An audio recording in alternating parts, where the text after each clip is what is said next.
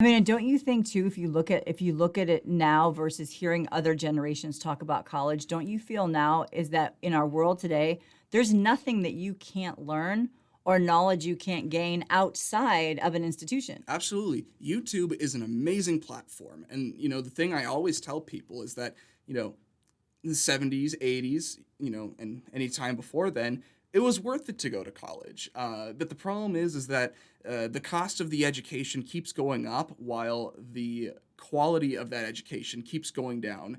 She's truly a breath of fresh air. Tracey ignites dreams, and when you walk away from a meeting with Tracey Martin, you walk away with what I call a ripple effect. And the type of energy that was radiating from her was like a ripple effect. I never met someone like her before, and I knew that her intentions were pure and she spoke nothing but the truth. I couldn't imagine, honestly, anybody else who I've ever met in my life being as helpful as Tracey's been towards me and the rest of my family. Whatever problem you've got, however dark it may be, there is no judgment, there is no finger pointing, there is only healing. Check in with Tracey. Do the work. You got this. Welcome to the TLM Method Podcast. I'm your host, Tracey Martin. This podcast exists to amplify the voices of Gen Z and those that are creating change in the world.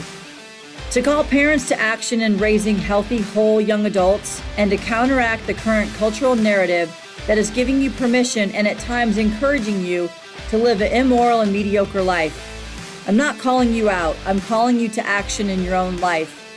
A few years ago, a friend of mine said to me, "Hey T, you're the stone that's thrown in the water, and the clients that you work with and the people that hear you speak are the ripple effect that go out and create change in the world." That's what I'm doing. I'm calling you to action and calling you to create your own ripple effect of change. Hello and welcome back to the TLM Method Podcast. I'm your host, Tracey Martin, and we are going to dive into probably one of my favorite subjects is getting to know my ambassadors and some of the clients that I have worked with over the years. Today is a good one. It's with one of my favorites, Drew Winkler, and I will definitely let him speak on his own behalf. But in the meantime, I want to let you know that I started working with him a few years ago. The point of entry for me to be his coach was really some anxiety and some fear that he was having, and it was showing up as physical in his body and in his mental as well, trying to figure out where it was coming from. So we were able to jump in and really deep dive and answer a lot of questions and get to the point of a solution, but then it just kept rolling. And he came in for some of our workshops. He met some of the great ambassadors that we work with, and it just went from there. So I'm going to let Drew kind of give a little background, but the reason why I had him on here is because he went to UCLA and he dropped out and he took a different path, which I'm all about that, and decided to kind of go down the path less traveled, even though sometimes there's lots of bumps on there. So that's really what in a nutshell, our conversation is going to be about. But more importantly, it's who you are when you're doing that, the growth that has happened, some of the things that he's discovered about himself along the way, and also how it's affected himself, his family, and all those around him, and where he's going to go with it. So, Drew, tell me a little bit about yourself and a little background. Sure. So my name's Drew. Just turned 21 last month. I wish I turned 21 last year. And I missed it. Yeah, it was a fun trip. A little bit about myself. I grew up in Palm Springs, Coachella Valley area. I grew up there until I was about 15 years old. Then I moved out my junior year of high school. Moved there to San Diego County, San Diego area. And after I graduated high school, I spent 2 years in high school in San Diego.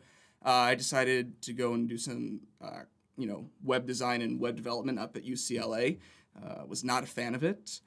If you want to become depressed, that's what you do. You go and learn how to code. What was the first thing that you knew that it wasn't a right fit for you? Well, it's funny because I thought it was the right fit for me in the sense that, back then I was a huge gamer and I still dabble in games here and there, but I was really into it back then. And I thought, well, I like computers. I like building computers. I thought, it might be a good pathway for me to go into it. And then, when I got there, it was just not what I expected. It was mind-numbing.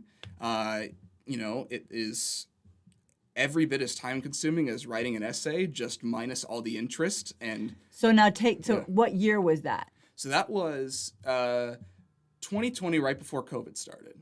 Okay. So that was okay. so I started in September of 2019, and I was still living in San Diego at the time. So I would actually take the train from North County, San Diego, 2 hours every week to LA.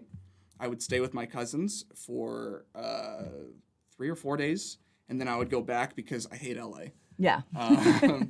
So I started in September, and then I stopped it in March or April, right as COVID. So was you went happening. one semester.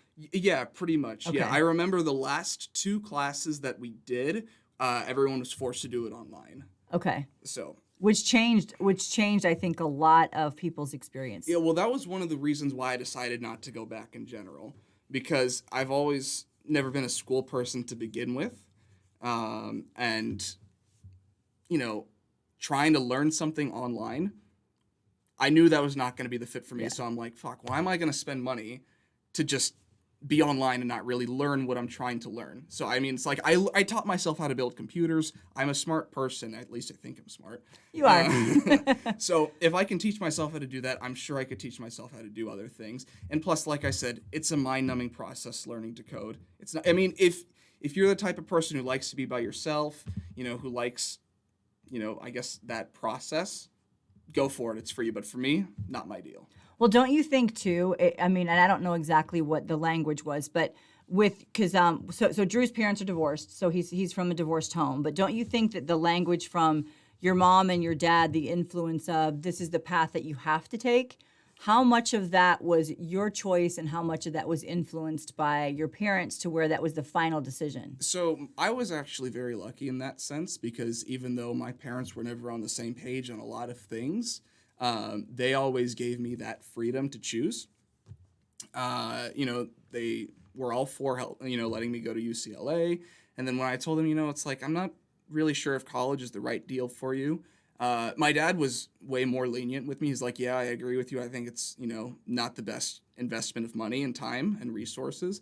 My mom, she was on the fence, but, after I ended up getting my real estate license, started working in that field, where she's like, yeah, that was the right decision too. I mean, and don't you think too, if you look at it now versus hearing other generations talk about college, don't you feel now is that in our world today, there's nothing that you can't learn or knowledge you can't gain outside of an institution? Absolutely. YouTube is an amazing platform. And, the thing I always tell people is that, in the 70s, 80s, and any time before then, it was worth it to go to college. But the problem is that the cost of the education keeps going up while the quality of that education keeps going down every single year. And, now if you do get a college degree, you have an edge over 8% of the population now, versus when it was actually worth it to go to college. It was about, I don't even know what the percentages were, but I chose not to go that route. Yeah. So, I mean, I think pointing that out with people, because that's a big thing. A lot of the kids that we're coaching between like 16 and 18, the language is always, what do you want to do? Who do you want to be? Or not even who you want to be. What do you want to do? What do you want to do with your life? Where are you going? What is your plan? And you get so bogged down with all the information, all the outside noise, that people are not asking the questions of actually, what kind of a life do you want to live? yeah. And I think those are always questions that we do in the coaching studio for sure, is like, who are you? Who are you becoming? What kind of a life do you want? Because you really lived a life, and you are living a life by design, not by default, which is one of the big things that we talk about, because otherwise people kind of fall into the next thing. So it's like you go to high school, then you automatically go to college. Then if you want to go for an accelerated master's, you kind of just roll down with everything. And then all of a sudden you wake up at 30 and go, holy crap. Yeah. What did I miss? And the other thing that I think people don't realize too is college is a business. It is. It is a business 100%. And it's designed to scam the average American consumer. Right. That's what it's for. It is. And then the funny thing about that is that if you owned a company and it wasn't performing year after year after year, you'd go back and look at the structure and think something's not working, or you would definitely go out of business. And I think because the mindset of people, it's like, we'll just go. And you've heard me say before, I believe college can be adult daycare, because everybody goes there, their chicken nuggets just change size, I think. they're wearing their pajamas, they're only going to a few classes a week, but yet you're paying for all this other stuff. So I commend you on making that jump. And I know just from working with you, it was not an easy process to get you where you are right now. No. So let me ask you another question. So when you decided that you were going to jump and you were done with UCLA and we met, you were just starting to do the real estate school, or you were getting ready to do it, and you had some health issues with some anxiety. So talk about that. Yeah, so right after UCLA happened, I don't know what caused it, but it was right after I dropped out. I remember I woke up in the middle of the night, and I felt like, I had something stuck in my throat. Now, it eventually got to the point to where I was afraid to eat food because I constantly had that feeling in my throat. My dad, he, as much as I love him, he was a little bit old-fashioned, and he was saying, oh, it's all in your head, you're just making it up, so on and so forth. But he didn't understand the severity of it. We eventually went to a doctor, and it turned out that I actually did have something physically wrong, where it was my esophagus that was tightening up. There was no reason for it to happen. It just sometimes happens to people.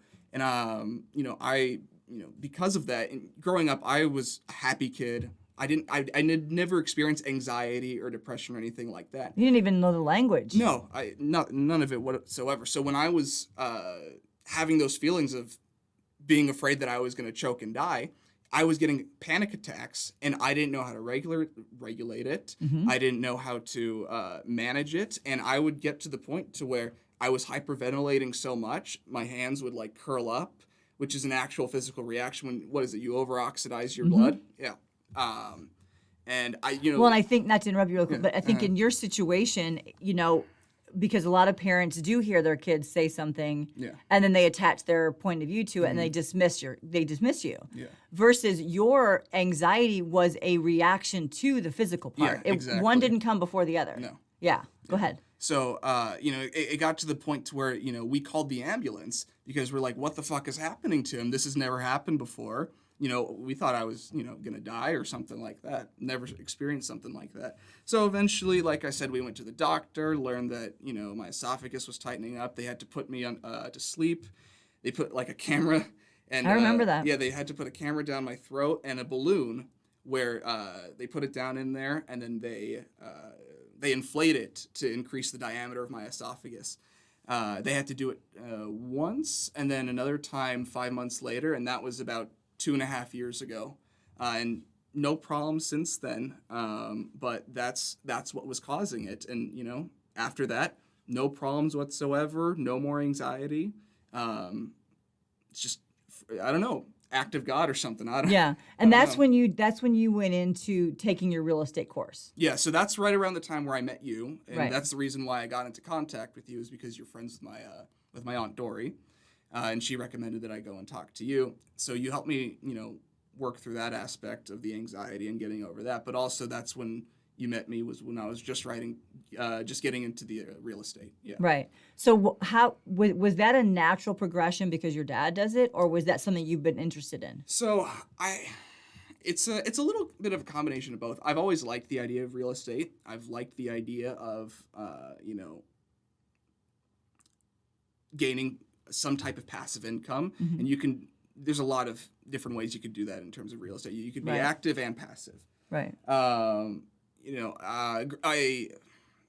dad always worked from home, and so I would always see him walking back and forth in the house on speakerphone on business calls. And so I already kind of had a general idea of, what that world was like. Well, it was through osmosis, right? It was you were living in that too, and you could also see that your dad probably had more freedom than other people's parents did. Yeah. He was able to go and do more things, which I think is a big thing when you step out of the world of college, which is the institutional form that we live in, that you have the structure. Mm-hmm. I think it also, for me, just working with you as someone who you want to go and travel and do things, it feeds your soul on a different level and answers the question more. Absolutely. I mean, I just got back from Brazil. I was there for my 21st birthday. I was able to see some family. Just going there and experiencing a different culture, one, grows you, it helps you grow, number one. Number two, Brazil is obviously, not exactly the safest or the cleanest or, wealthy country in the world. And so when you get there and you see how other people live in the favelas and whatnot, and then I come back here to the States, I have a whole new appreciation for the country that I live in. Yeah. And that's why, I like, the business and real estate where I can get that freedom. I can go and travel more and, have more adventures. What was your biggest resistance to pulling the trigger in that area? And to be able to go into real estate and to actually jump in and make it something that was viable for you to do, since you decided to go down a different path of not, like most kids your generation, your age right now, are diving into college, and even though they're, it's not always working out the way that they want it to. Honestly, there wasn't really like a big jump. It just felt right. Yeah. That's what it was. And I it's hard to, I can't really explain it. It just felt like the right move. Growing up, I had great grades growing up, but it wasn't because I was smarter than the other kids. It was because I knew how to play the school's game. I in my econ class, my teacher would always take the same route around the classroom to see if we had done our homework. I was always, he would take two different routes, and I could tell which route he would take. And so he wouldn't even check to see if we had done the homework correctly. He would just check to see if we had did the homework. And so I would literally be in class, first period, doing my homework once he starts checking people's homework. By the time he got to me, I just showed him that I did it, and I got 100 on all my homework assignments. It's not difficult to cheat school. It really is. Well, it was not difficult to cheat, especially during 2020 and when everything was. Yeah. I mean, everybody cheated. Everybody lost some cognitive functioning, I think. I saw that more than anything. So now that you're kind of on the other side of it, and I like when you said, Drew, honestly, and we've done that work here, is that it felt right. It wasn't something that you had to force. It wasn't something that somebody else expected you to do. You were willing to just kind of pay attention and to try it on. And that, to me, is the biggest thing with a lot of kids right now trying to make their choices on, do I go to college? Do I drop out? What do I do? They're not paying attention to who they are. Yeah. So when you came here for the first workshop that we did, I can't remember exactly where you were in this journey. Was it the first time I had come out to Arizona? I think so. Okay. So I was in the position where it was for my 19th birthday, if you remember. Okay. So we were out in September of 2020. Or I came out here in September of 2020. Was it the guys' mastermind? I think it was an all guys mastermind. I think it was all guys. And you had like the 3-day immersion thing set up for me. And this was before I had gotten my esophagus enlarged again.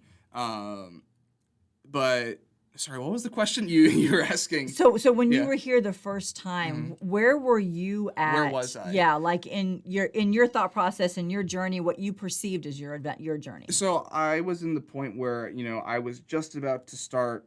No, I had already started real estate school. So what I actually did was while I was in high school, I had already passed the courses to get my real estate license. So you got to pass the courses, and then you got to take the state exam in your respective state, and then you get your license. The problem is that you got to take the state exam when you're 18 years old. Was it 18? Well, you couldn't either because everything was shut down with COVID. Yeah, that's right. That's what it was. So by the time I had turned 18, COVID was starting to get shut down. No, I'm sorry. Sorry, guys. I remember the storyline now. So I turned 18 in September of 2019. September is when I decided to go to UCLA and not take the state exam just yet and try out the coding. The coding wasn't my deal. So now we're in March of 2020. COVID started and all the testing facilities closed. Shut down. That's right. Exactly. So that's what happened. And so even though I had passed the courses when I was in high school, I couldn't take the state exam until after COVID was over, which was, I finally took it April 7th of 2021. Yeah, that's right. Is when I took it. So at that point, I was waiting because I wanted to get my license, but I couldn't because, it's COVID. Yeah. Yeah. That crazy thing. So, yeah, that crazy thing. So it was, I was in the point where I was getting better with the anxiety. I was learning how to manage it more, and I knew what it was because there was nothing stuck in my throat. Yeah. But it was also a level of frustration too. It's like I can't move on with my life because of other people's fear. Yeah. Yeah. And I love how you put that, because that's exactly what happened to a lot of people. And so we took advantage of it here to be able to do some different masterminds and some organized workshops, because everything was shut down. Yeah. You know, so when you came here and you met the group and you met everyone, and you kind of like dove into how this process works, and we did the 3-day immersive.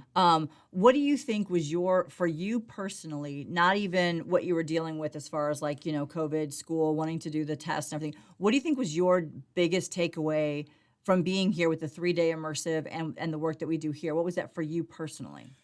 Well, for me, it was, you know, I'm an only child, and, you know, to expand upon that, I'm the only person in my age group in my extended family. So all my cousins are either in their 30s and have their own kids, which are about, the oldest is like 7 or 8 right now. So I've got You're in the gap. I've got nobody in my age range right now. So all the Thanksgiving holidays, all Christmas, all that stuff, I was the only kid everywhere. And so I learned how to talk to adults really quickly. And that's always isolated me with other people in my age group, especially during high school. It's not that I didn't get along with a lot of people in high school. It's more so that I just didn't have much things in common with them. When I finally came here, though, I finally found people that were in my age, and I'm trying to figure out a way to say this without, you know, sounding like I've got such a big head. It's okay. There's no judgment here. But I was finally able to find people my age who, I'm just going to say it, thought at the same level that I thought. Yeah. And perceived reality Right.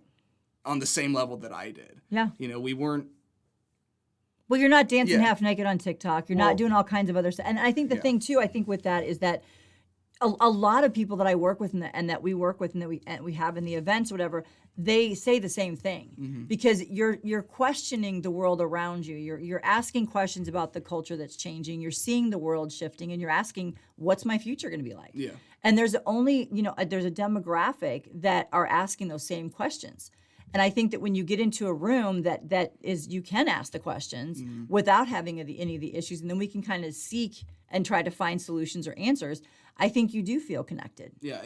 And that's what I would say my main takeaway was. It's like, wow, I'm not alone. No. I'm not the only one. No. So. And I think too, that, and then just watching you grow up and kind of step into the young man you're going to be and where you're going. What do you think for you now is like your biggest challenge to continue where you want to go? Because I know, and even like whether you want to talk about like family, you know, I know that the relationships in your mom and your dad and you guys have gotten better.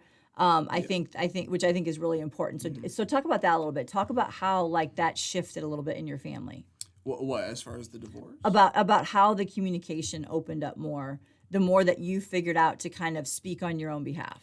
Yeah. So I mean, growing up, my parents fought a lot, and you know, it's debated as to who started the fights. That doesn't really fucking matter. No.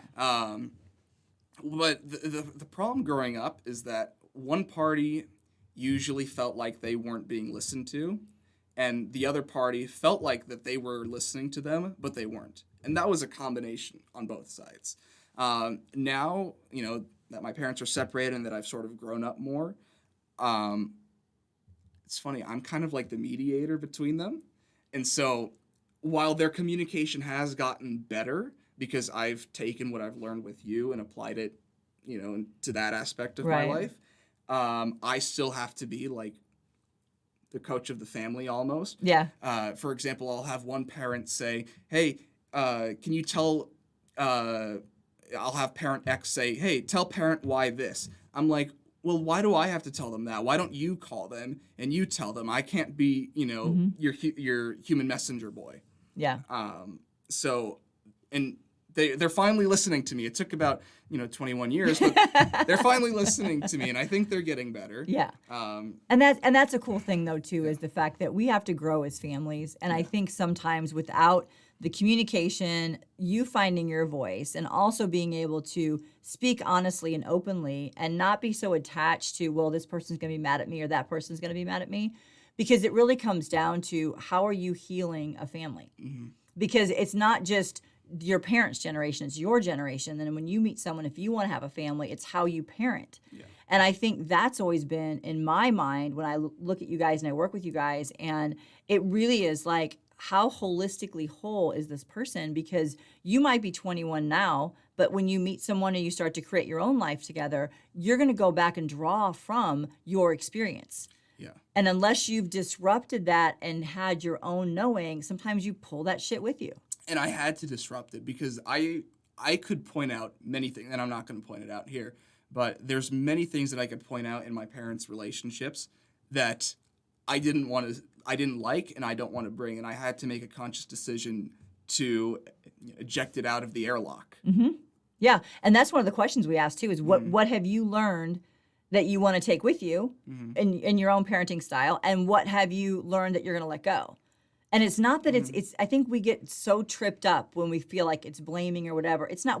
I'm a parent of 2 daughters. I've made mistakes. Everyone makes mistakes. Yeah, but the only way we get through them is to communicate about them really openly and honestly. And I love that you've gotten to that point of being able to say, hey, by the way, I'm not going to be the one to mediate this. I love you both, or whatever the situation may be.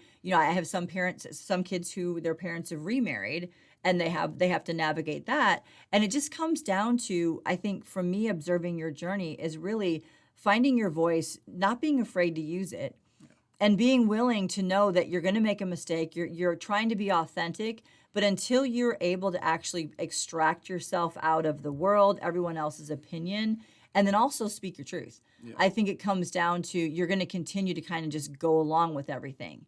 And that was one of the biggest things just from working with you is that you took that and you ran with it and you realized that I actually can make things different. So you're in real estate, you're doing well. Yeah. You're definitely making a life of your own. Yeah. So what's the next 12 months going to hold for Drew? I don't fucking know. Look, that's the answer. That's the answer. Look, no, here's the deal. So I've got a great setup with the guys that I'm working with. I'm still learning the business. I've only been, working with these guys. And to clear everything up, I'm in the hard money lending business. So we lend on a variety of different assets, and we have our own private, fund. And these are all private investors that we use and whatnot. So it's not a bank's money; it's all private money. And it's a great business to be in. I've been in it for 9 months now. I'm not going to say how much I've made, but I know that I've made more than the average 4-year graduate so far. Yep. So it's going really well. That being said, I still have a lot to learn. The guys that I'm working with, it's 3 brothers. So that's a total of 140 some odd years of experience that I can, absorb. The problem is that I'm in California. And, as much as I love the beaches in California and, the surf culture and whatnot, right, I need to get out of there. Not just because of the politics, but just because of how fucking expensive it is. Yeah. I want to move out. I want to become my own person, but I'm still living with my mom because I can't afford to. It's crazy. It's ridiculous out there.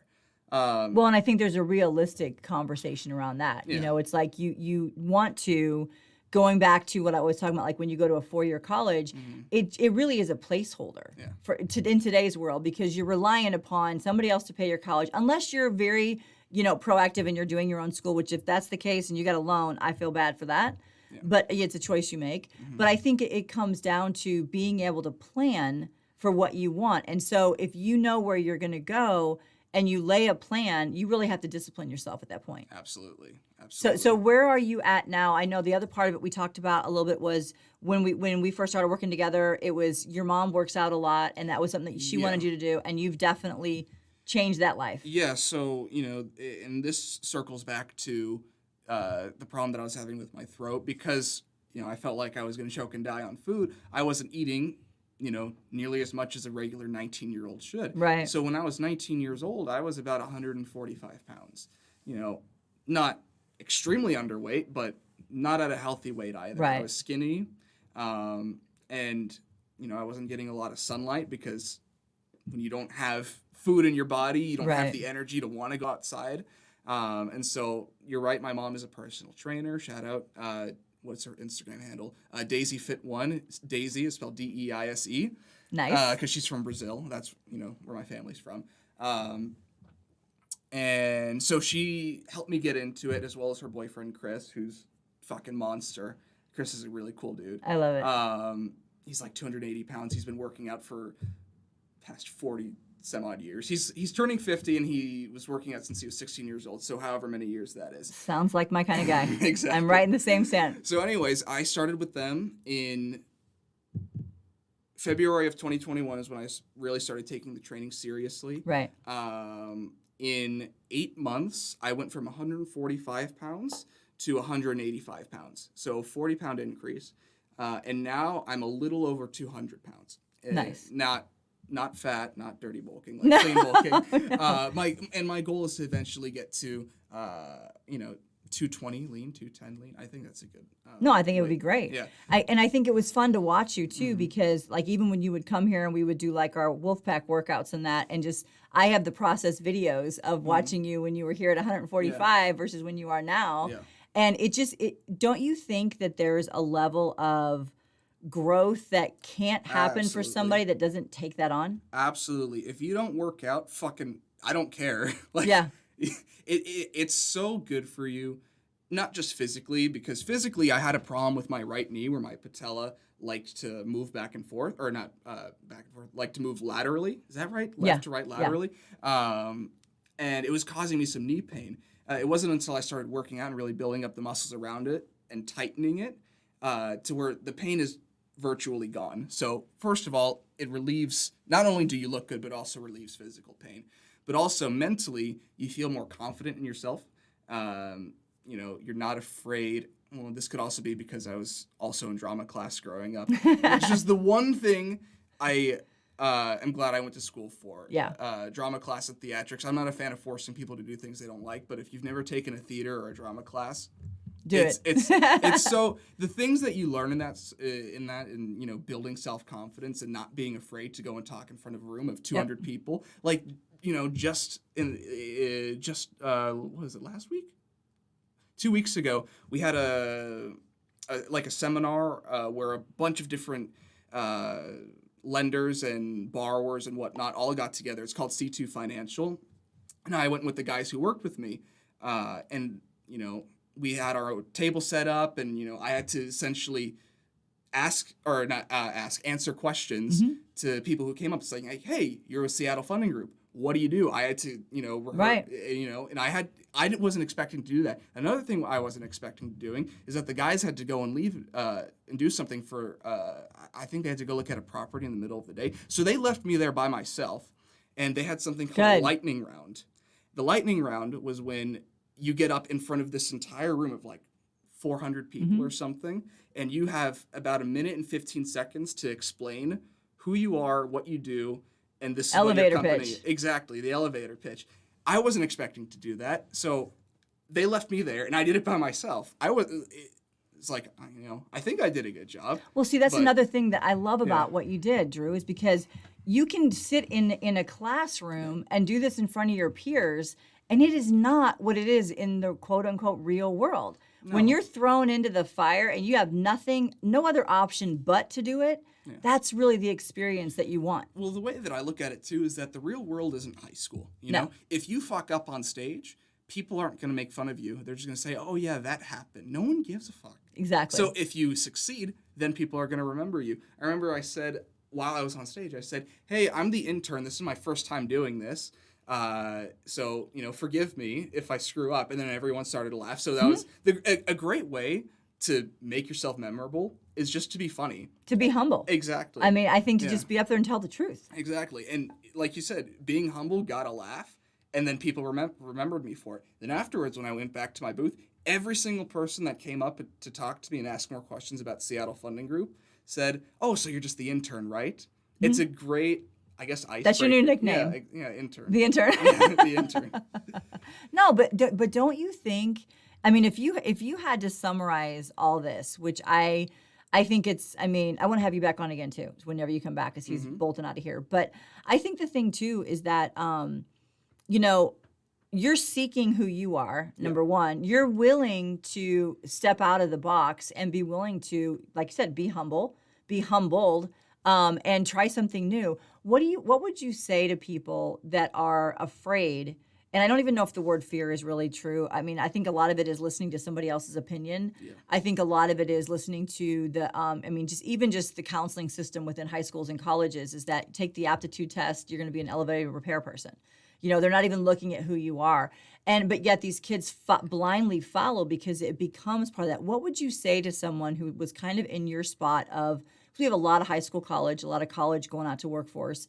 What would you say to somebody who was in that space and who's like, it wasn't what they thought was for them, but they did it anyway. And when they decided to pull the trigger to turn a different direction?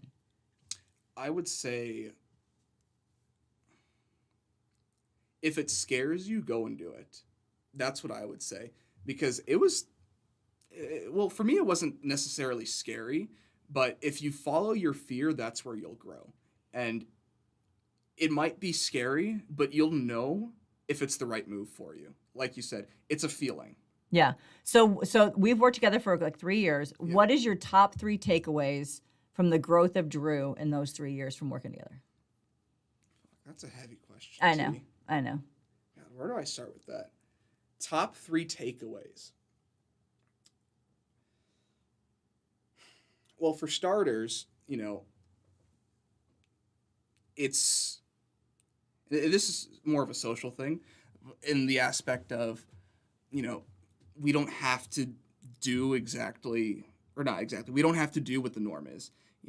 It's like you've said multiple times, when you went to college, being a rebel was, going out, smoking, drinking, doing stuff like that, partying. But the script is flipped now. Yep. So now the definition of rebel means to be someone who gets your shit together, because we're the minority right now. Mm-hmm. And so I guess the first takeaway would be to not be afraid to be a modern rebel. Mm-hmm. I like that. So that's the first one. Second takeaway is, absolutely the physical aspect of training and working out. It's amazing for your mind, body, soul. You feel better, you look better, if you're into vanity and that kind of thing. Well, but just to poke a hole in that, functionality and mobility, longevity. I think when you started, because I started training when I've been an athlete all my life, seriously training at 16, and I haven't missed anything. And I know that the functionality, the mobility, the longevity, the recovery, you guys get that, instill that at your age, and you take it with you for the rest of your life. You're limitless at that point. Absolutely. So number 3. Number 3 is to not be afraid to question things. There's so many things in our society that we've been conditioned to believe is true, when it's just, it couldn't be further from it. I know we've been talking about college a lot, but, every educator is going to tell you out there, best way to make money nowadays, go to college, get a degree, go do this, go do that. It's not like that anymore. Mm-mm. We're living in a society. We're living in an era which is unique to all other eras that have existed on Earth, in the sense that you could blow up like that overnight. Mm-hmm. Now, this is going to be some like Gary V talk now. That's okay. Lay it down. But, you have, it's like you said earlier, you have the ability to learn quite literally anything you want nowadays for free. Mm-hmm. You don't need it. Like, if you want to go and get a piece of paper, if you want to be a lawyer, if you want to be a doctor, sure, go to school. But if you're still going to learn the wrong thing if you're going to school for a doctor. Go ahead. Had to put that in there. I mean, you're not wrong. That's a whole other podcast. But, the schooling system was made to make workers. That's why, and you guys have probably seen this video. What was his name? Prince EA. He made the video about where, students are put in rows because that's how the rows are in factories. Mm-hmm. They have to raise their hands because that's how they would say, hey, I need to use the restroom. And but that's not how the modern world is. The modern world needs thinkers. We need specifically critical thinkers. We need creatives. Independent thinkers. Exactly. That's what we need right now. And that's what the modern world is going to reward, not just, monetarily speaking, but also socially and Well, influence. Exactly. And that's one of the things I think that's really important is like that why this podcast exists is to give you guys your voices, because when you hear that message from a 21-year-old that's gone through everything from college, dropout, being, from a divorced family, being able to pull that back together again and have healthy relationships, creating a life for yourself. And then the next podcast might be a relationship, whatever that is, or your future self. I mean, I think that being fearless is not, you're still going to you're going to have fear, but you have to do things scared, is the best thing to say, I think. And I think your top 3 takeaways, if I had to, just as your coach for so many years and being able to have the privilege to do that, by the way, I've watched you grow. And when you say to not be afraid to question, that makes my heart jump, because that's all I ever want you guys to do is ask questions and not be afraid to piss someone off. Yeah. In order to do that, because we've gotten to this place in this world by not asking the right questions. Absolutely. So no, I appreciate it. So any last things that you want these guys to know about you, or what you can share about any of your wisdom, or anything that's been like really a favorite thing for you that you bounce back on when things get rough? Fuck, you're hitting me with these heavy questions, I know. T. And I'm saying this right now because I'm stalling, because I'm trying to think of something. So something that I would say to everyone, I would say probably, there's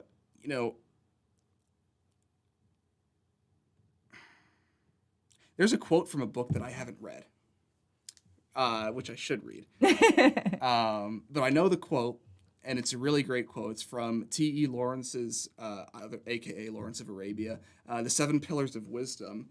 And the quote goes, let me pull it up here real fast. It is...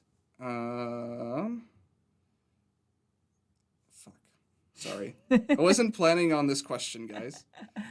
I could paraphrase it, but I don't want to paraphrase it. I want to give it verbatim. Here we go. So the quote is, "All men dream, but not equally. Those who dream by night in the dusty recesses of their minds wake in the day to find it was vanity. But the dreamers of the day are dangerous men, for they may act on their dreams with open eyes to make it possible." So my thing for everyone is don't be complacent. Don't accept things for what they are. Go out there and be the change that you want to see in the world. And be a rebel. I love it. I love it. You guys have heard it here. We cannot wait to share more of these with you. And more importantly, go out and create your own ripple effect of change. Thank you for joining us today on the TLM Method Podcast. I hope that you've enjoyed the time that you've spent with us. And more importantly, I hope that we make you think. For more information about what we do, our work, and our message, please visit us at our website at officiallytraceymartin.com. And that Tracey is Tracey, or you can find us on Instagram at officiallytraceymartin.